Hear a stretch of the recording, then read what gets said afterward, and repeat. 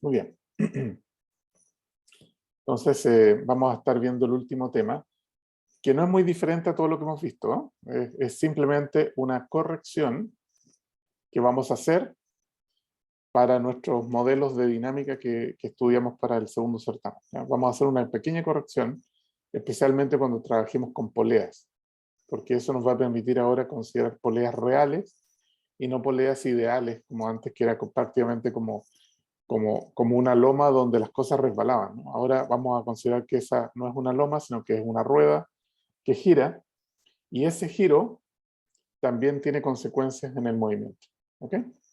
Así que vamos a trabajar con eso el día de hoy. Pero lo primero que vamos a hacer es vamos a, digamos, bautizar a un par de cantidades físicas con una dirección, ¿ya? Porque hasta ahora no le hemos impartido una dirección. A lo mejor en ayudantía ya hablaron un poco de esto, pero se trata de el concepto de velocidad angular y aceleración angular, ¿ya? Este omega y este alfa que hemos usado hasta ahora, ¿ya?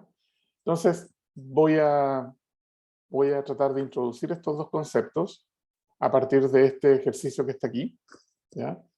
Y a partir de ahí vamos a asumir entonces de que el alfa, como está ahí, tiene una flecha, ahora va a ser un vector, y el omega también va a ser un vector.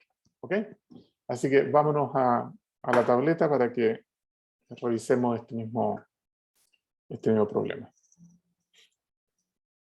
Entonces la idea es, como les digo, me voy a ir con el omega primero, ¿ya? Con el omega primero. Entonces, ¿ya? Ustedes saben que esta cantidad física le llamamos rapidez angular.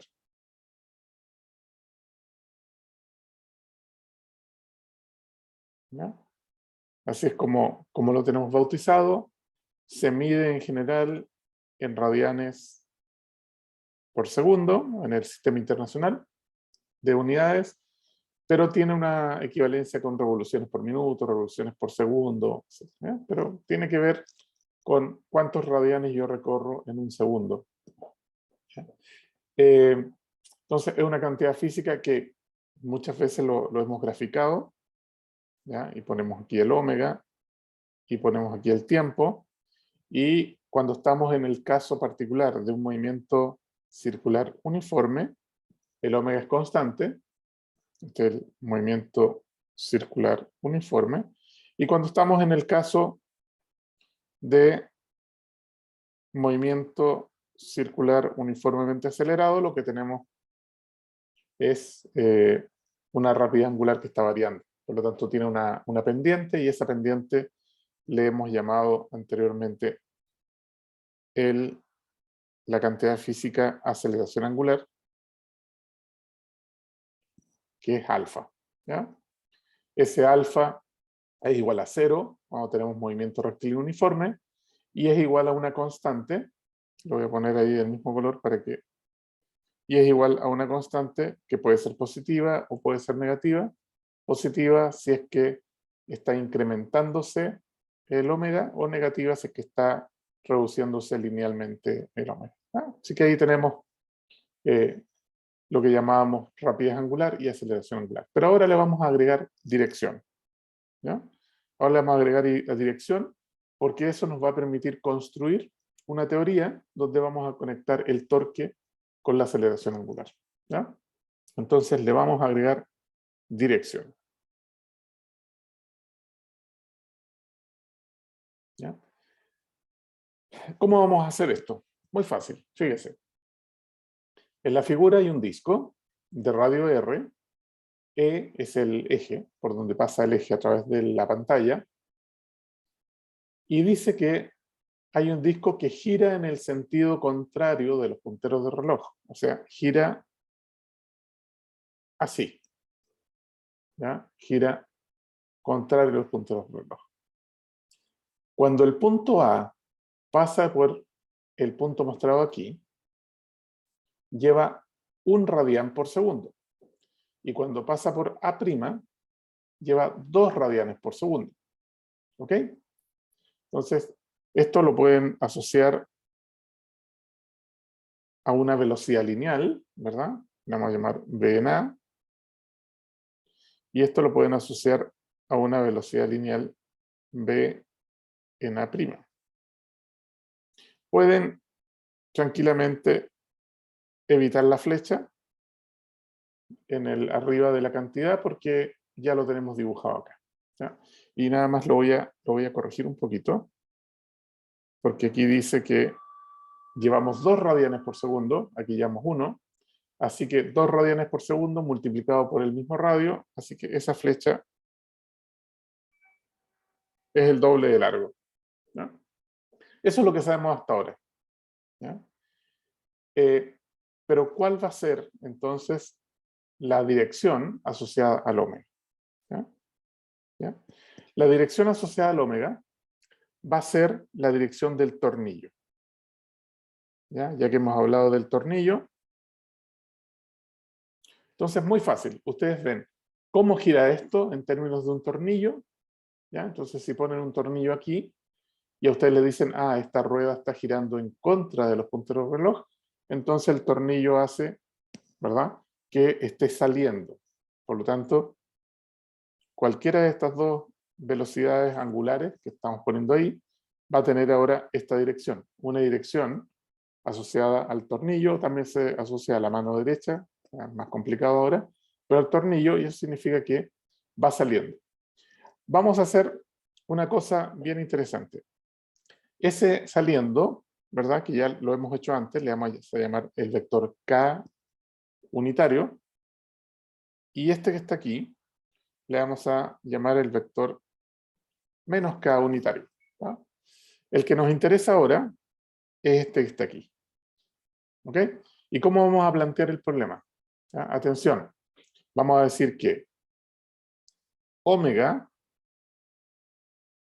en el punto A vamos a decir, ¿no?, omega, cuando el cuerpo está pasando por ese punto, va a ser igual a 1,00 radianes por segundo en la dirección K. ¿No? Mientras que la rapidez angular o la velocidad angular, cuando el puntito pasa por el A', ¿ya?, sería de 2,00 radianes por segundo. Y como decimos ahora que la velocidad angular es un vector, también apunta en la dirección del vector K. ¿Ya? ¿Quién nos da el vector K? La regla del tornillo. Como esta cosa, digamos, está moviéndose en contra de los punteros del reloj, entonces estamos desatornillando, así que sale. Y si sale es K, y si entra es menos K. ¿Ok? Entonces ahora lo que dice es encontrar el vector alfa, ahora es vector, asumiendo que la velocidad angular cambia uniformemente. Así que vamos a suponer que esto, ¿verdad?, cambió uniformemente. Entonces vamos a calcular el vector alfa. Entonces, ¿cómo se calcularía el vector alfa en este caso? Que tenemos dos puntos ahí. El alfa ahora sería un vector. Y pondríamos el omega final menos el omega inicial dividido por delta t. ¿Ok? Y entonces ahí sería omega final es 2K. El omega inicial es 1K. Y dividido por delta t. Así que es 1,00K dividido por delta t. ¿Okay? Ese sería, veamos qué es lo que nos dice esto acá. Entonces, 1 radian por segundo cuando pasa por A', tiene una rapidez de 2 radianes por segundo y están separados un ángulo de pi cuartos. ¿Ya? Pi cuartos. Veamos el gráfico que está aquí, porque vamos a suponer que que hay un cambio, digamos, lineal, ¿no? Lo vamos a pasar acá abajo. ¿Ya? Este sería el omega. Y vamos a ponerlo así. ¿Sí? Entonces, en el tiempo 0 y en el tiempo t, acá vale 1, aquí vale 2. ¿Ya? Y la otra información que tenemos es que el ángulo que se mueve, fíjense, el ángulo, ¿ya?, que hay entre este punto y este punto es pi cuartos. Así que, si recordamos, esto va a servir para recordatorio de lo que hemos visto hasta ahora, en un gráfico de omega con tiempo, el área bajo la curva que está aquí corresponde al delta ángulo. Así que pi cuartos, en este caso,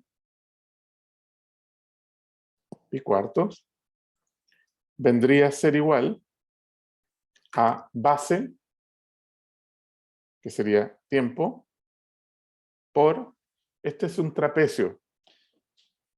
Y los trapecios tienen, se calcula el área como el promedio de las alturas. Así que el promedio de las alturas es 1,5. Voy a poner acá.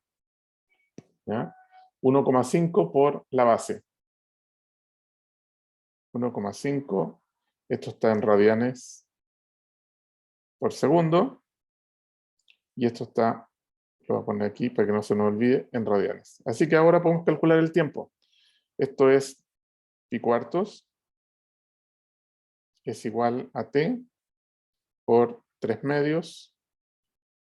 Así que el tiempo que nos faltaba aquí encontrar sería 2pi dividido por 12. ¿Verdad? Pasamos este 2 para allá, quedaría 2pi, y este 4 por 3, 12. Así que sería pi sextos. Este sería en segundos. Acuérdense que estamos trabajando en radianes segundos, radianes, pum, pum, así que nos queda el segundos ahí. ¿Ok? Así que, ¿cuánto vale el alfa?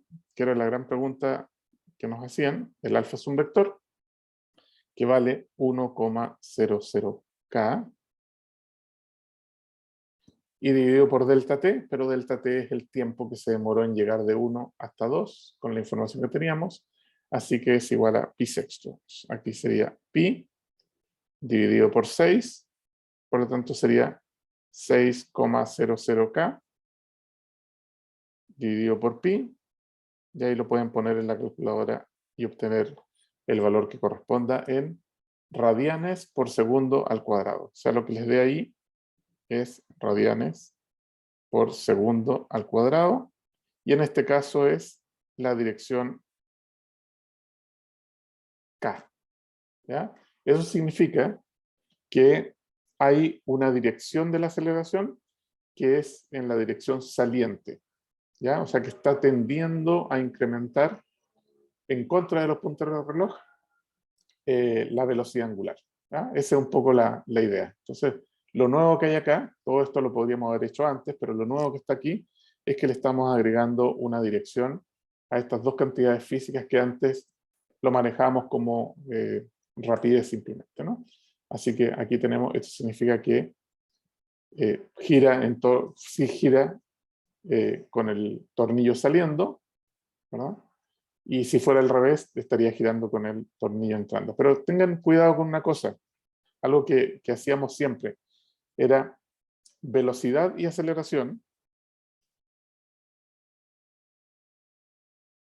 Velocidad y aceleración eran cantidades físicas que no se confundían en magnitud, pero sí tendían a confundirse en dirección. O sea, cuando uno tenía un objeto que se movía hacia la derecha y le preguntaban a uno hacia dónde acelera, la tendencia natural de la mente no educada le decía que acelera para la derecha. ¿Ya? De hecho, varias veces nos tocó hacer una predicción de la aceleración que nos daba al revés. ¿Ya? Entonces, este digamos, esta cantidad física de aquí, en ese momento, había que tener cuidado porque era cómo cambiaba la derivada de este objeto, no la velocidad. Entonces aparecían ahí contradicciones. Entonces, por ejemplo, cuando uno iba frenando, moviéndose hacia la derecha, frenando, entonces teníamos que la aceleración era para el otro lado. Aquí pasa lo mismo. Puede que aquí ustedes estén girando, ¿ya? Girando en contra de los punteros de reloj, pero si van disminuyendo el omega, entonces el alfa va a apuntar hacia el otro lado, ¿ya? Así que esta aparente contradicción que veíamos en los problemas de movimiento unidimensional, ahora se exporta a los problemas de movimiento rotacional. Así que hay que tener cuidado y hacerle caso a la física, o sea, hacer este tipo de ejercicios para poder determinar el signo, cuál es la verdadera dirección, etcétera, porque eso lo vamos a necesitar. ¿Ok?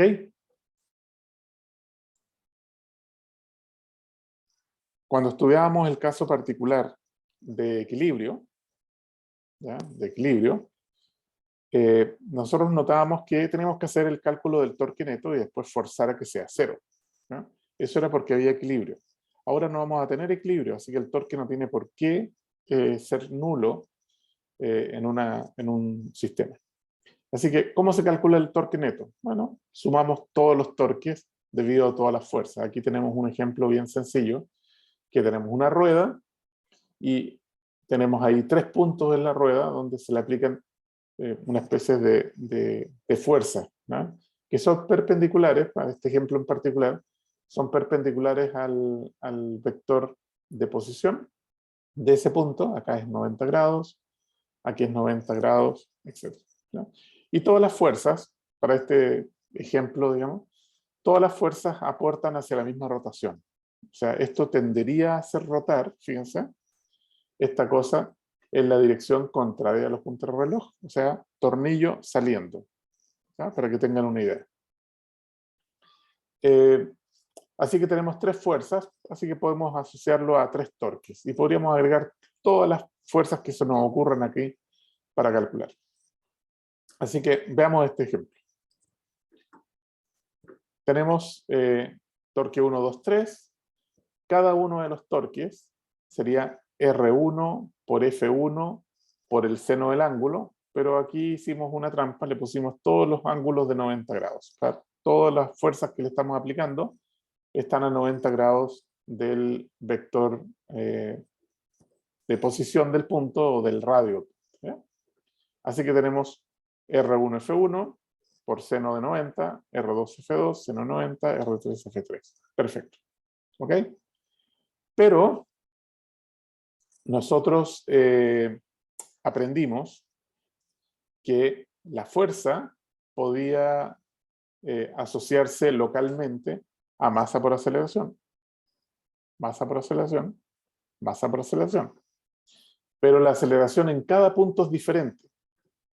Y como en cada punto es diferente, es mucho más conveniente para este tipo de situaciones donde tenemos sólidos rígidos usar la aceleración angular en vez de la aceleración lineal. ¿Ok? Entonces, esta fuerza produciría en este punto una aceleración de ese punto, pero que estaría asociado al alfa 1, al R1 por alfa, o sea, ese radio por alfa. Pero tenemos una cosa más interesante, que como en los cuerpos rígidos los puntos no cambian, ¿ya? No cambian uno con respecto al otro, siempre están separados en la misma distancia todos los pares de puntos que ustedes puedan elegir. Así que el alfa 1 en realidad es el mismo alfa para todos, ¿ya? Es como el omega en una rueda, en un cuerpo rígido que gira, es el mismo omega para todos. En este caso el alfa es el mismo para todos. Así que desarrollamos un poco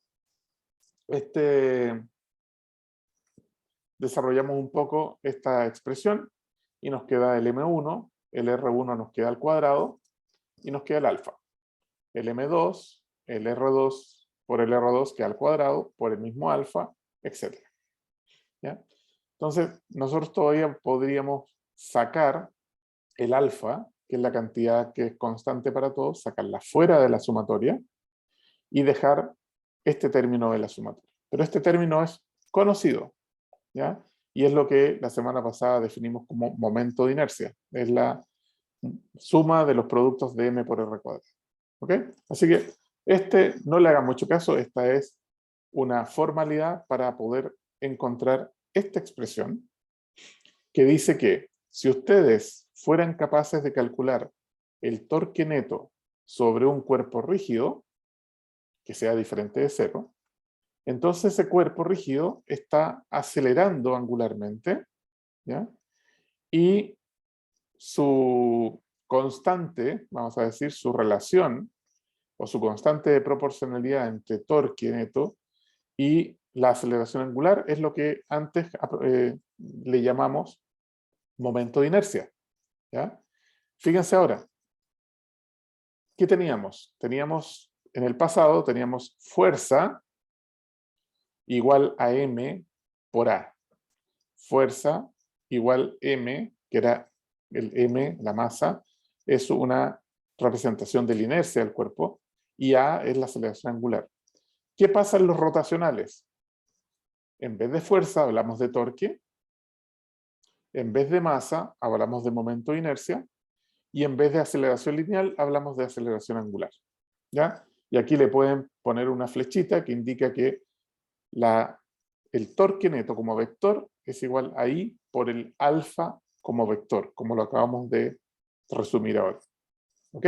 Así que lo que hay que aprenderse, la palta, es esto, bueno, ya ustedes ya saben calcular el torque, ¿ya? El torque, digamos, en cada uno de los puntos.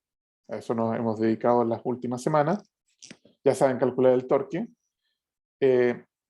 Ya saben calcular el I. Y si es muy complejo, se van a la tabla y lo extraen desde la tabla de momentos de inercia. Y entonces ya pueden saber cuál es la aceleración angular que va a tener un cuerpo rígido, como en este caso una rueda. ¿Ok? Así que aquí tenemos física nueva, que digamos que nos va a permitir encontrar cómo aceleran estos objetos rígidos. Pero, ¿cuál va a ser el impacto que va a tener esta nueva física en nuestro problema? El impacto lo va a tener en problemas como este. A ver, que está un poquito lento el...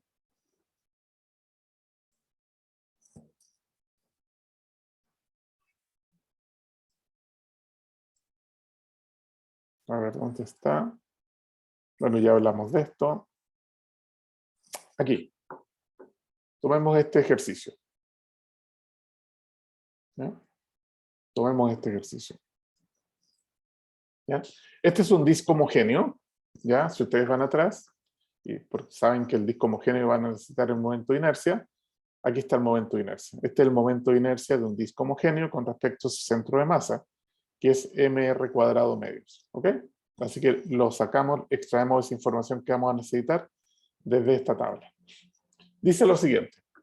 Este disco homogéneo de masa m y radio r, que ustedes ven acá, ¿ya?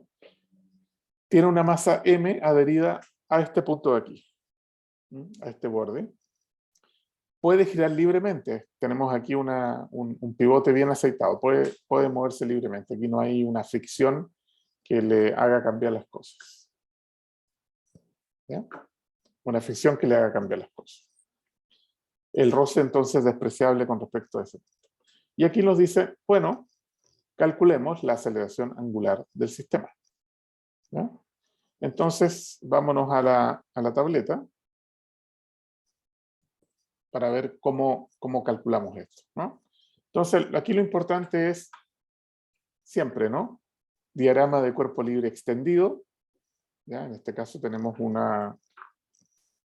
círculo. Bueno, de hecho, lo podría hacer aquí mismo con las herramientas que vienen acá. Si es que esta cosa no se mueve mucho. Entonces, vamos a hacer el diagrama de cuerpo libre extendido. Pongamos acá flechitas. Entonces, fíjense, lo que tengo aquí es, esto es lo que llamaríamos el peso del cuerpo. ¿Ya? Estamos considerando el círculo que está aquí, y este sería el peso del cuerpo. Aquí tendríamos fíjense, la masa del disco es M mayúscula y la masa pegada ahí también es M mayúscula, así que, digamos, aquí estaríamos también aplicando una fuerza, y se le aplicaría esta, ¿no? También sería la mg, digamos, sería hacia abajo, y tendríamos por ahí probablemente otra fuerza, que sería la fuerza que, vamos a cambiarle de color, que sería la fuerza aquí más grande, ¿verdad? Que sería la masa, que sería, digamos, la fuerza que hace el pivote sobre el disco. Lo vamos a poner más grande ahí. ¿Ya? Ahora, déjenme ver aquí. Ahí está.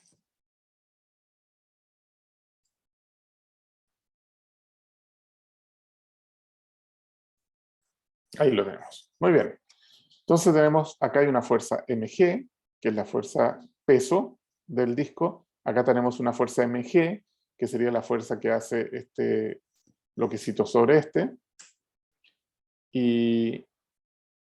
O lo consideramos de otra manera, no hay problema. Pero aquí tenemos, y este es la fuerza que hace de que este cuerpo, en su centro que está aquí, no se mueva hacia abajo. ¿Sí? Ahí tenemos una serie de fuerzas. Si ustedes calculan el torque, que molesta este zoom. Si ustedes calculan el torque, ¿okay? La única fuerza que actúa, que produce torque, es esta fuerza de acá.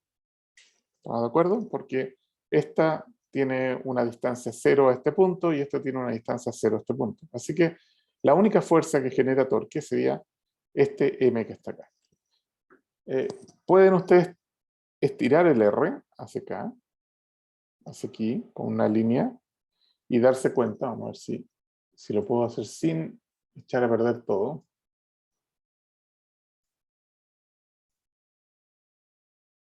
¿Ya? Nosotros podríamos extender esto para allá, ¿ya? De tal forma que el ángulo que ahí está entre el verde y el azul, ¿ya?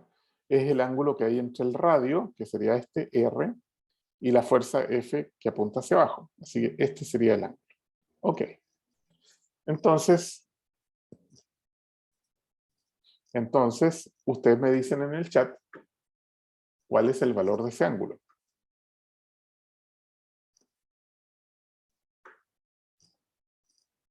El ángulo que conocemos es el ángulo θ. Entonces tienen que dármelo en términos del ángulo θ.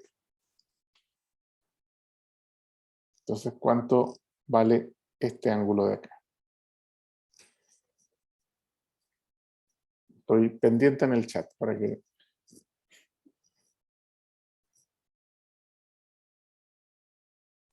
¿Cuál ángulo, profe? Que se me cortó. Este que está aquí. El ángulo que hay entre el radio, ¿verdad? El R, y el ángulo, digamos, la fuerza, ¿no? La fuerza que está aquí. Para poder calcular. Θ menos 90, ¿no? ¿Θ menos 90 o 90 menos θ? 90 menos θ. Ya, es justamente este, ¿no? Si todo este vale 90, este ángulo es el mismo ángulo correspondiente que está aquí.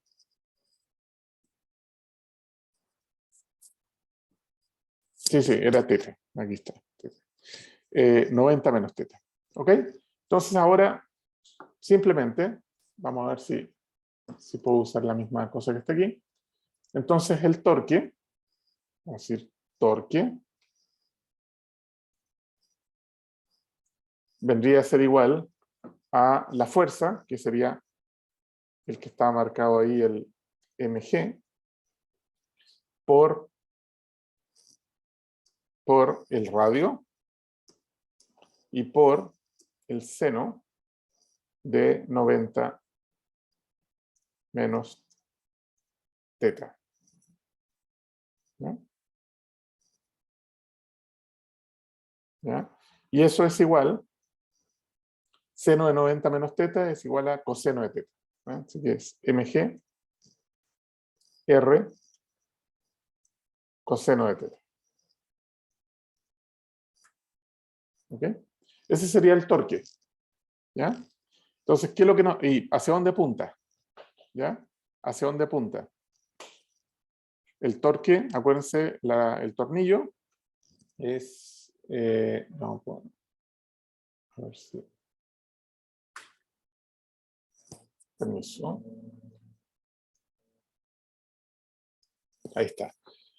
El tornillo que va de R hacia fuerza, entonces entrando. Así que sería aquí menos K. ¿Ya? Menos K. Bueno, ¿qué es lo que acabamos de aprender? Que el torque neto, que sería el torque total, acuérdense que estas dos no afectan el torque total sería igual a I por alfa. ¿Ya? Así que de esa manera uno encuentra el valor. Déjenme ir. Así que tendríamos mgr coseno de teta, que dijimos que este apuntaba entrando, y es igual a I por alfa.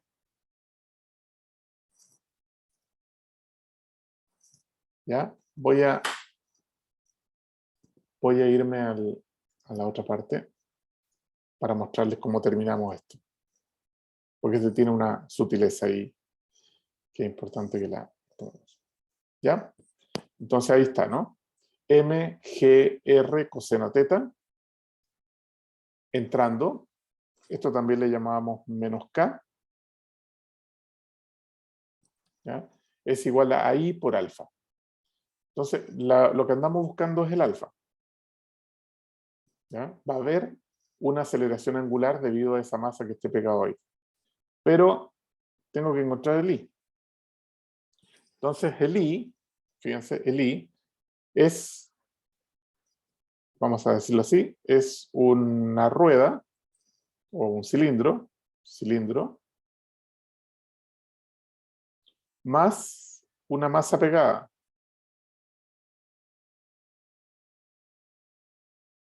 ¿Ya? Ese cilindro van a la tabla y tienen un momento de inercia que es mr cuadrado medios. ¿Ya? Y la masa pegada es simplemente una masa puntual, es m por r cuadrado. ¿Ya? Esto es el momento de inercia de partículas puntuales, están a la misma está a la distancia del radio, así que sería esto que está aquí. Así que 3, aquí sería 2 medios, más 1 medio sería 3 medios, mr cuadrado, y ahora sí, lo ponemos todo acá, y nos daría, lado izquierdo, mgr coseno de teta, en la dirección menos K, y por el lado derecho tendríamos 3 medios m r cuadrado por alfa. Alfa es una cantidad desconocida y ahora lo podemos empezar a calcular. Un m se va con el m, este r se va con este r, y el alfa entonces es igual a 2 tercios. Estamos pasando para el lado izquierdo, ¿verdad? 2 tercios g y coseno de teta. Y apunta hacia menos K. Pero fue una duda, no le falta una R. A lo mejor. Sí, falta un R abajo, ¿verdad? Sí. Listo. Muchas gracias. Sí, porque solamente uno se nos fue. Veamos las unidades, ¿no? Esto es metro por segundo cuadrado. Este no tiene unidades. Y este tiene metros. Así que el alfa tiene 1 entre tiempo al cuadrado. Así que está perfecto. Esto tiene... Y entonces ahora se dan cuenta que al ponerle, ahora tienen una rueda que naturalmente está bien distribuida la masa, ¿verdad? Una rueda uniforme.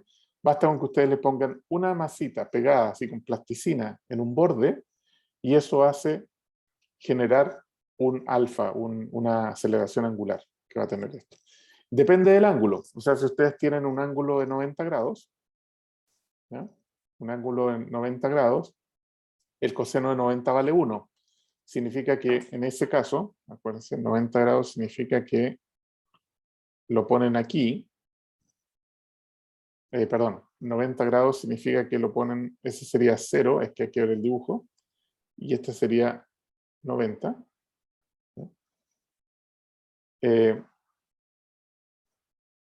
Bueno, ahí lo tienen que ver. Si fuera 0, vamos a decir 0, que sería en el caso acá, el coseno de 0 vale 1, que sería el máximo valor, ¿verdad? Y si vale 90, entonces aquí sería coseno 90 vale 0, sería el mínimo valor de... Es como decir, esta masa puesta aquí produce una fuerza hacia abajo, y como esta es la línea del radio, entonces el ángulo 0 no produce torque, ¿no?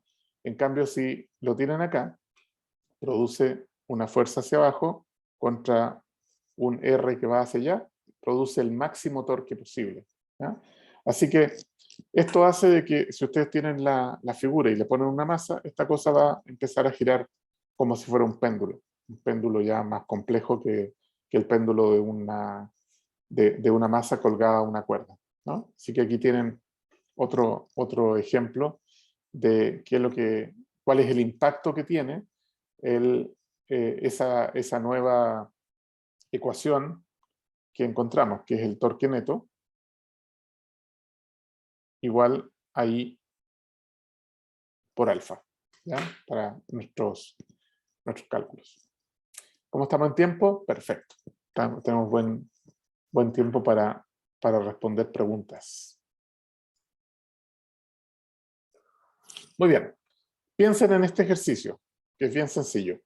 Tienen una cuerda ideal, una polea ideal, ¿no? Y dos masas, una masa más grande por la izquierda, una masa más chica por la derecha, ¿no? Ustedes llegan, lo ponen ahí, todo bien alineados, y lo sueltan, y lo que naturalmente sucede es que esta masa va para abajo y esta va para arriba, ¿ya? Eso ya lo sabemos hacer. Nuestras reglas consistían en una serie de 6 pasos para resolver este tipo de situaciones. Construíamos el diagrama de interacción, el inventario de fuerza, los diagramas de cuerpo libre, que en este caso eran 2, bien sencillos. Hacíamos una predicción de la aceleración. Aquí lo natural es decir que este acelera hacia abajo y por consiguiente este apunta hacia arriba.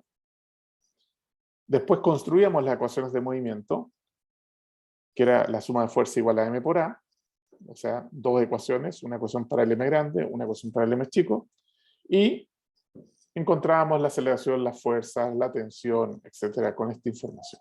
¿Ok? Si nos vamos al pasado, esta era la forma en que trabajábamos, ¿ya?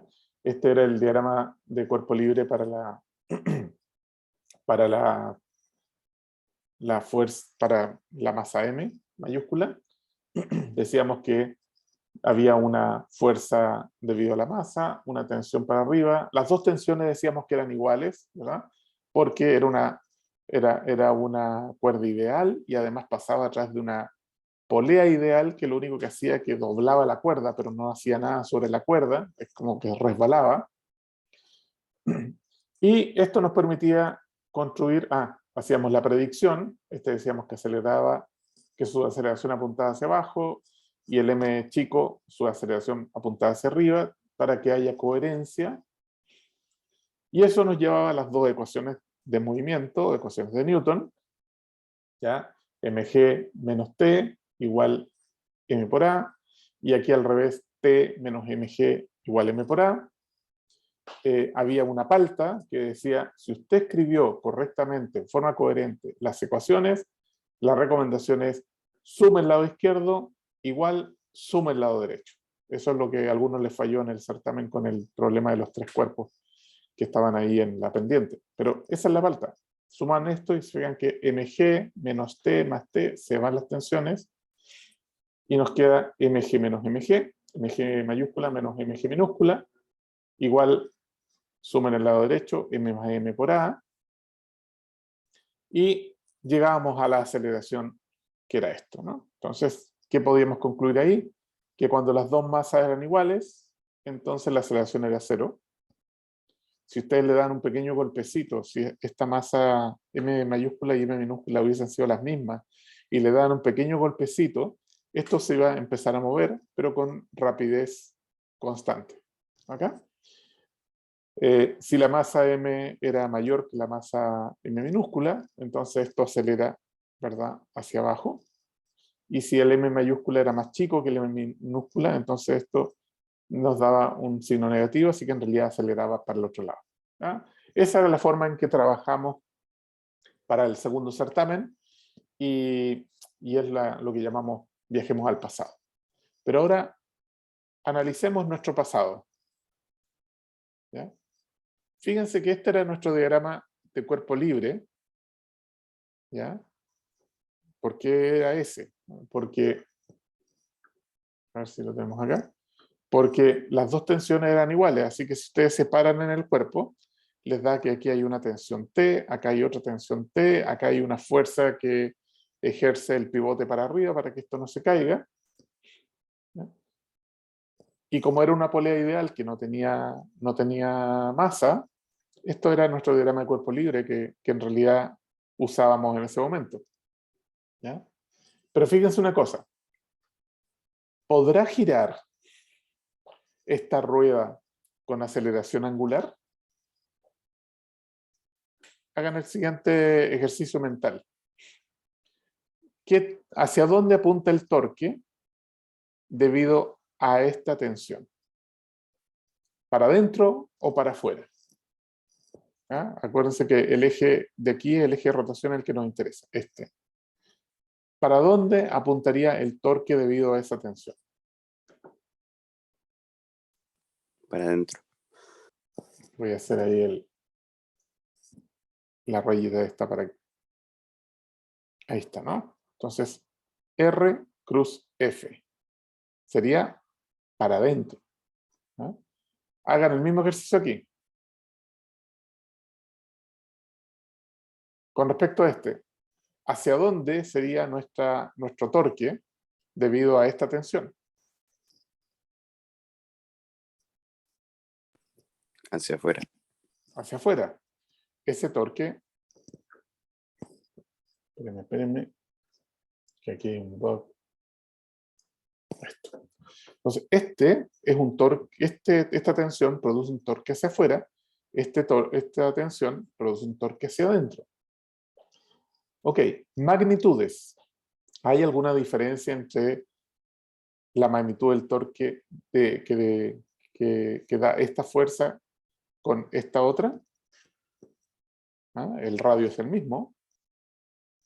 Así que ¿hay alguna diferencia entre las magnitudes de esos dos torques?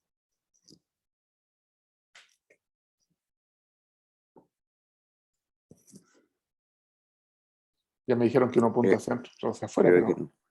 creo que no. Efectivamente, el torque debido a este es T por R. Y el torque debido a este es T por R. Y este es un T por R para adentro y este es un T por R para afuera. Si ustedes calculan el torque neto, porque esta fuerza aquí no produce torque porque está aplicado en el eje, me da que el torque es cero. ¿Ya?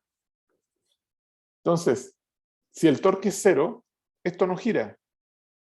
Entonces, los engañé durante varias semanas diciendo que el torque, la tensión tenía que ser igual. Si las tensiones son iguales, entonces esto no gira. Y si no gira, no hay aceleración angular. Bueno, puede girar con aceleración cero, pero no hay aceleración angular. Y por lo tanto, no habría movimiento. Así que aparece una contradicción. ¿Ya? Entonces, acabamos de demostrar que nuestro modelo anterior tiene problemas fundamentales y tiene errores. eso no hay ningún problema en la ciencia. Cuando uno encuentra que su modelo anterior, que funciona bien casi siempre, tiene errores, lo que hay que hacer es corregirlo. ¿Cómo lo vamos a corregir? Ahora sí, vamos a suponer, déjenme, listo. ¿Cómo lo vamos a corregir? Vamos a suponer que la polea tiene masa, primera cosa, tiene masa, así que aquí aparece una nueva fuerza, y que las tensiones de la cuerda por ambos lados tienen que ser diferentes para producir un torque. Si no son diferentes, no produce torque, y por lo tanto no vamos a poder reproducir el movimiento que estamos observando. ¿Ok? Así que, corrección al modelo de dinámica. Cuando trabajemos con poleas, ¿ya?, en el diagrama de cuerpo libre extendido, vamos a asumir que las tensiones van a ser diferentes. Vamos a, además, agregar el peso, ¿ya?, porque no da lo mismo tener una polea sin masa que una con masa, ¿no? Si no tiene masa, no va a tener momento de inercia y por tanto no va a aparecer digamos, la dinámica de rotación acá. Y que las tensiones son distintas. Eso va a ser lo que vamos a usar como corrección. Y de todas esas fuerzas, ¿cuál influye en el torque neto? Solamente el torque, ¿ya?, como acabamos de ver. Esta de aquí no influye en el torque neto, pero esta es una fuerza que tiene que estar porque va a influir en el momento de inercia, ¿va? El hecho de que tenga masa va a tener momento de inercia, digamos, esta rueda, esta polea. Pero los torques, las tensiones 1 y 2 son las que van a ser las responsables de que esta cosa esté girando coherentemente con una aceleración angular relacionada con la aceleración lineal. Así que, manos a la obra. Esto va a ser nuestra corrección. Si quieren, peguen una captura ahí para que se den cuenta. Lo que está en rojo va a ser ahora nuestra primera corrección. Cuando hagamos la predicción, ya dijimos, vamos a construir los diagramas de cuerpo libre. ¿Ya? Les vamos a poner bien las tensiones y el peso de la polea. Pero además, aquí dice, la aceleración lineal y la aceleración angular tienen que ser coherentes. ¿Ya? Ahora lo vamos a hacer enseguida. El paso 5, que eran las ecuaciones de movimiento, vamos a hacer los m por a, pero también vamos a hacer los torque neto igual y por alfa. Van a aparecer nuevas ecuaciones.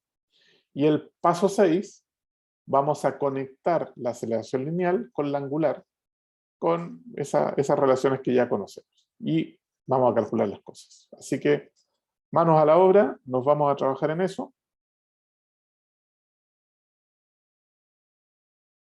Ya lo copié acá. Así que, y vamos a ver qué diferencia hay. Vamos a ir para atrás para que vean. Aquí, lo voy a anotar aquí al ladito. Ustedes todavía no lo ven, pero lo van a ver enseguida. Aceleración igual m menos m g por m más m. Este le vamos a poner ideal. Ok, vámonos al problema y con eso ya cerramos la sesión de hoy, que fue tremendamente productiva con temas nuevos. Muchos temas nuevos, pero que son basados en cosas que ya conocemos. Ya, aquí está el problema. ¿Ya? No lo vamos a hacer completo. ¿Ah?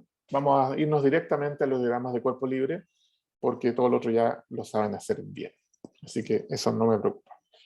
Vámonos con la masa M. Vamos a aprovechar espacio.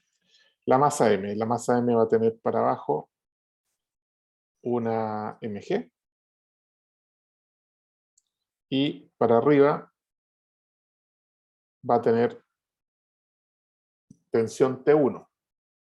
Y no hay más. La masa chica. La masa chica va a tener un peso más chico. Y para arriba va a tener un T2. Acuérdense que esa es la primera diferencia entre lo que habíamos hecho antes y lo que estamos haciendo ahora. Las tensiones ya vamos a considerarlas diferentes. ¿Ok? Siguiente. Diagrama de cuerpo libre extendido de la rueda. ¿Ya? Vamos a tener el peso de la rueda. No decía cuál era. Creo que era... No, déjenme ver. No, vamos a ponerle una M elefante. ¿Ya? Una M ahí bonita. Así que esa va a ser la M por G, ¿no? Para representar el peso de la polea. ¿Qué más? Por este lado de aquí vamos a tener T1. ¿Ya? Por este lado de la derecha vamos a tener T2.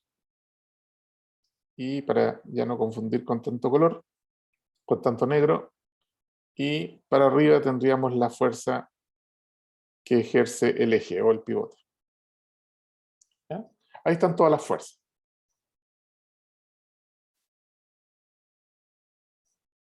¿Ok?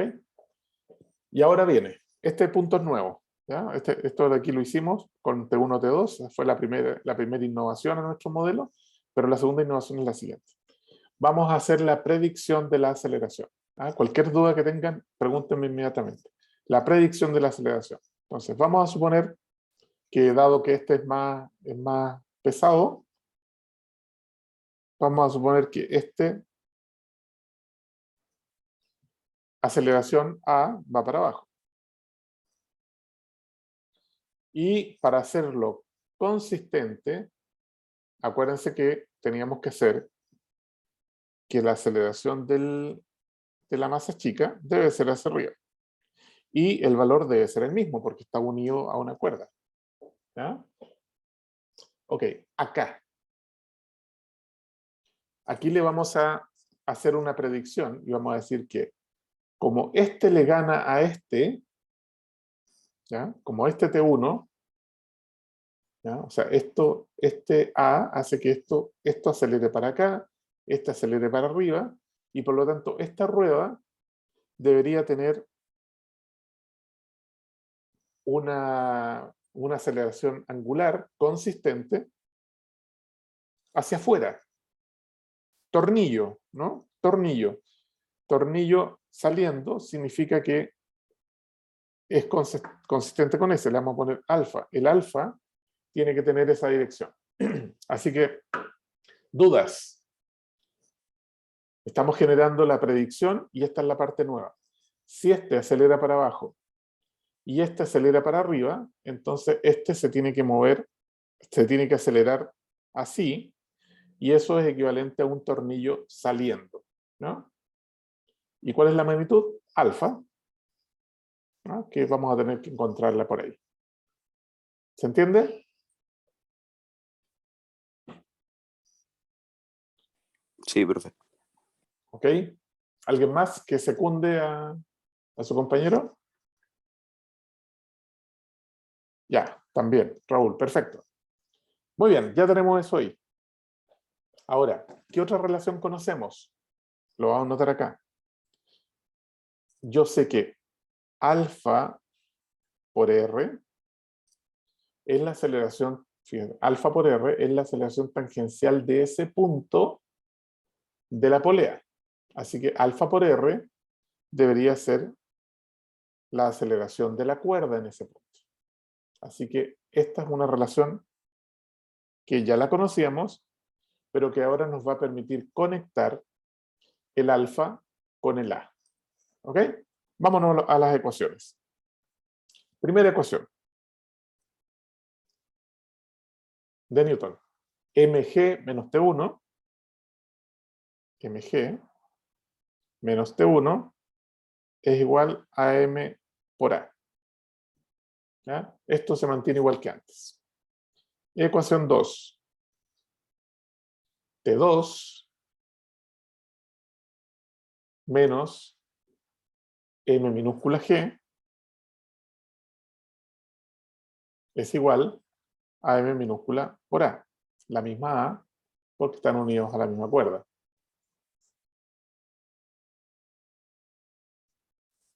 Ecuación 3.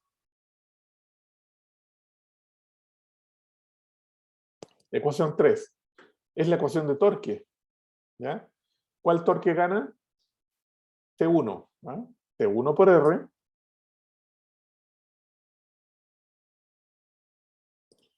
T1 por R, ¿ya? Apunta en la dirección K, en la dirección saliendo de la pantalla. Lo vamos a poner aquí. K. Más el otro torque sería T2 por R. Acuérdense que el ángulo es 90, ¿verdad? Aquí. Así que el ángulo es 90, así que seno 90 vale 1. Así que es T2 por R. ¿Ya? Pero como esta sola fuerza me lo haría rotar en el otro sentido, iría para adentro. Sería con menos K. ¿Ya? Y no hay más torque. Y esos torques serían igual a I, y todavía no sabemos cuál es el I, lo vamos a buscar enseguida, por el alfa. Lo único que sabemos es que el I es positivo. ¿Ya? ¿Ya? Para poder trabajar sin flechas, porque es muy complicado acá para mezclar las ecuaciones, le vamos a poner el signo menos aquí, y el alfa lo vamos a manejar sin flecha para que ya tengamos una idea que todo está en la dirección correcta. Todo es, digamos, coherente, porque el A y el alfa fue construido de forma coherente. Así que lo vamos a reescribir como T1 por R menos T2 por R es igual a alfa y al I. Entonces, ¿qué es lo que es el I? El I es el momento de inercia de una rueda que no tiene incrustado nada, así que sería M, el M no cualquier M, el M elefante, M, R cuadrado, medios, ¿verdad? Este vendría a ser el momento de inercia de una rueda sólida. Y el alfa, fíjense, el alfa es igual a dividido por R. Usamos este. Es el A dividido por R. Y esta va a ser nuestra ecuación 3.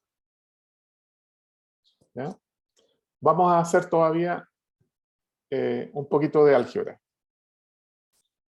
Fíjense que aquí aparece T1 menos T2 por R. Y aquí aparece R cuadrado dividido por R, así que una R se va aquí. Y por el lado izquierdo tenemos un factor común R, que sería con este de acá. Así que la ecuación quedaría mucho más sencilla. Quedaría T1 menos T2 por el lado izquierdo. Y por el otro lado sería M medios y por A. Ya, este sería la ecuación 3 estrellas. Y ahora, la palta.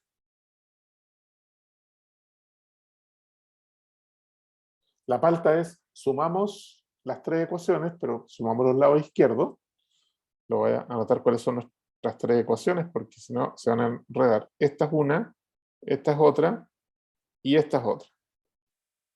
Sumamos los lados izquierdos y sumamos los lados derechos. Entonces nos queda mg menos t1 más t2 menos mg más t1 que se va con ese t1 menos t2 que se va con ese t2. El resultado de esa suma completa es mg menos mg. Y no hay más. Se van los t's.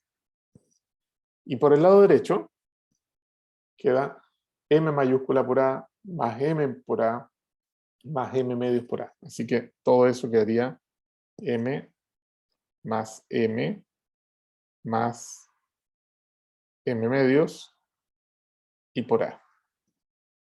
¿Ok? Por el lado izquierdo tendríamos M menos M, G. ¿Ya? Y podemos despejar la aceleración. Entonces, la aceleración ahora sería M menos M por G, y en el denominador sería M más M más M medios y ya. Y quiero que comparen este valor que está aquí con el ideal que está acá. Esto era lo que habíamos hecho para el segundo certamen, ¿ya? Esto es lo que nos habría dado una aceleración de este valor. La aceleración nueva es un poco más chica, porque en el denominador aparece el término de la masa, en la mitad de la masa de la polea, ¿ya? Así que la inercia que tiene la polea también va a impactar en la aceleración lineal que van a tener estos cuerpos que están colgados, y también van a tener un impacto sobre el alfa. El alfa antes ni siquiera aparecía, ahora aparece. O sea, de aquí pueden ustedes esto dividirlo por R y van a encontrar el valor de la aceleración angular que tienen acá. ¿Cómo estamos considerando la dirección del torque y del alfa? Simplemente en la predicción de la aceleración, si lo hacemos coherentemente, entonces ahí estamos incluyendo el valor, ¿verdad? La dirección correcta, para que podamos luego escribir 3 ecuaciones correctamente. ¿Ok? Así que fue una clase bastante intensiva, la del día de hoy, pero en la próxima clase vamos a hacer algunos ejercicios.